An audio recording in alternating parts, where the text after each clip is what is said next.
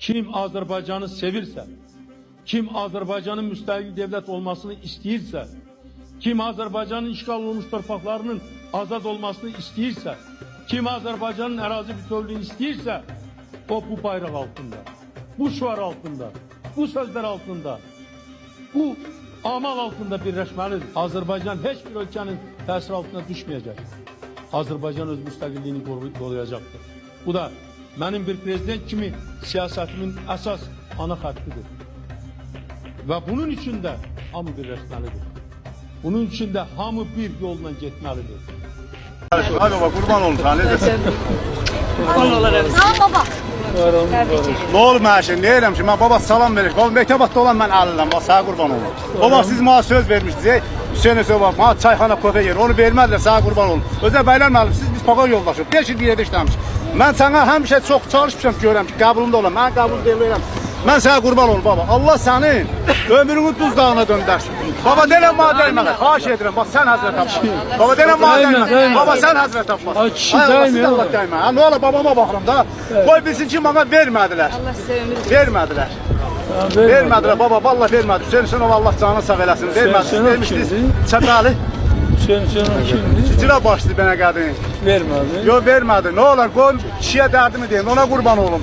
Siz Allah koyun gelin bir öpüm onu. Siz hazır. Ya öpmek lazım değil ama sana esas öpmek yok. Ben sana görmeyime çok sevdim baba. Kurban olun sana.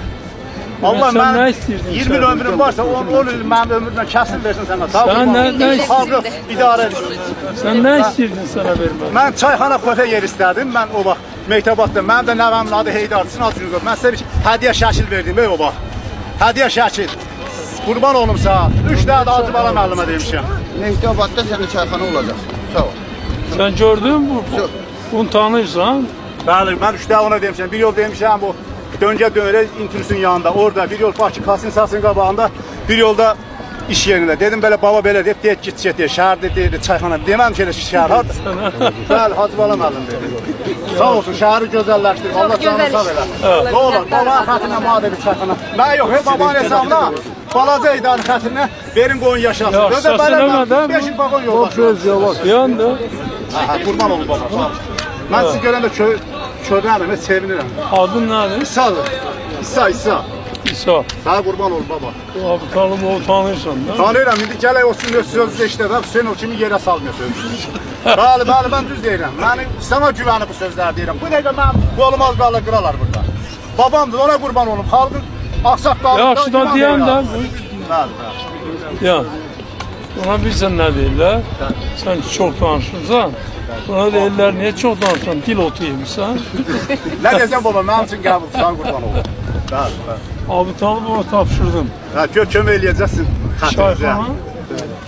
Ne vaxt verəcəksən? Söz verdi cəmaatın üstünə, Sabah Allah birisi gün gelsin sərəncamını alsın. Birisi Mektebatta gün gəl. çayxana verirəm. Bəli, sizin yanına, xətrinizə. Və balaca məktubatda- idarə xətrinə. Sana çayxana verəcəm. Tutardı. Bəli, sağ olun. Çəkilişdə var.